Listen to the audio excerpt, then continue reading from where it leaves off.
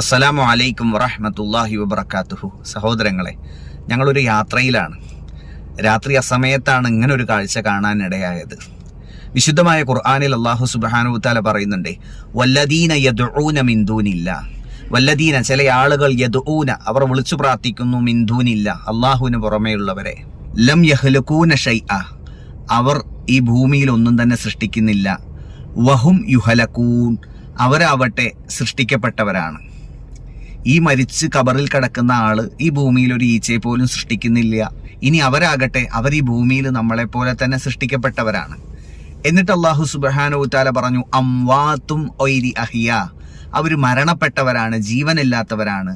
വമാ യശ്ഉറൂന അയ്യാന യുബഅശൂൻ, ഏത് ദിവസമാണ് അവർ ഉയർത്തെഴുന്നേൽപ്പിക്കപ്പെടുക എന്നുള്ളത് അവർക്ക് പോലും അറിയില്ല. അങ്ങനെയുള്ള കബറാളികളുടെ അരികിലേക്ക് രാവും പകലും ഭേദമില്ലാതെ ഇതുപോലെ ആളുകൾ വന്ന് പ്രാർത്ഥിക്കുമ്പോൾ ഞാൻ ആഗ്രഹിച്ചു പോവുകയാണ്. ഇസ്ലാമിന് പുറത്ത് ജീവിക്കുന്ന സമയത്ത് അള്ളാഹു അല്ലാത്തവരെ വിളിച്ചു പ്രാർത്ഥിക്കുകയും അവർക്ക് നേർച്ചയും വഴിപാടുകളും നടത്തിയിരുന്ന എനിക്ക് വെളിച്ചം നൽകിയത് വിശുദ്ധമായ ഖുർആനിൻ്റെ ഈ വചനങ്ങളാണ്. ഈ കൗമ് ഖുർആൻ പഠിക്കരുത്, ഖുർആൻ പഠിച്ചാൽ നിങ്ങൾ തെറ്റിപ്പോകുമെന്നൊക്കെ പറഞ്ഞ് ജനങ്ങളെ പറ്റിച്ചത് ഇവരുടെ ഈ ചൂഷണങ്ങൾക്ക് വേണ്ടി മാത്രമാണ്. സുബ്ഹാനല്ലാഹ്.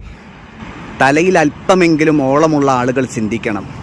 അള്ളാഹുവിൻ്റെ റസൂല് നുബുവത്തിൻ്റെ വാക്കുകളിലൂടെ നമ്മോട് കൽപ്പിച്ചു, അല്ലാഹുമ്മ ലാ തജ്അൽ ഖബരി വസന യുഅബദ്, അള്ളാഹുവേ, നീ എൻ്റെ ഖബറിനെ ആരാധിക്കപ്പെടുന്ന ഒരു വിഗ്രഹമാക്കരുതേ. ഇവിടെ ഖബറിനെ വിഗ്രഹത്തോടാണ് അള്ളാഹുവിൻ്റെ റസൂൽ ഉപമിച്ചത്. എന്നിട്ട് പറഞ്ഞു, അല, നിങ്ങൾ അറിയണം, ഫ ഇന്നി അൻഹാകുമൻ ദാലിക്, ഈ കാര്യം ഞാൻ നിങ്ങൾക്ക് വിരോധിക്കുകയാണ്. ഏത് കാര്യം? ഇതുപോലെ മരിച്ചവരുടെ ഖബറുകൾ കെട്ടിപ്പൊക്കുക, എന്നിട്ട് അതിനെ മാലതോരണങ്ങളും LED ബൾബുകളൊക്കെ വെച്ചിട്ട് അലങ്കരിക്കുക. ഉലായിക ഷിറാറുൽ ഹൽക്കിൻദല്ലാ, അള്ളാഹിൻ്റെ സൃഷ്ടികളിൽ വെച്ച് ഏറ്റവും മോശപ്പെട്ട ആളുകൾ അവരാണെന്നും ഞാൻ പഠിപ്പിച്ചിട്ടുണ്ട്. അതുകൊണ്ട് നമ്മൾ ഖുർആനും സുന്നത്തും പഠിച്ച് മനസ്സിലാക്കി അതനുസരിച്ച് ജീവിക്കുക. അള്ളാഹു നമ്മെ അനുഗ്രഹിക്കുമാറാകട്ടെ.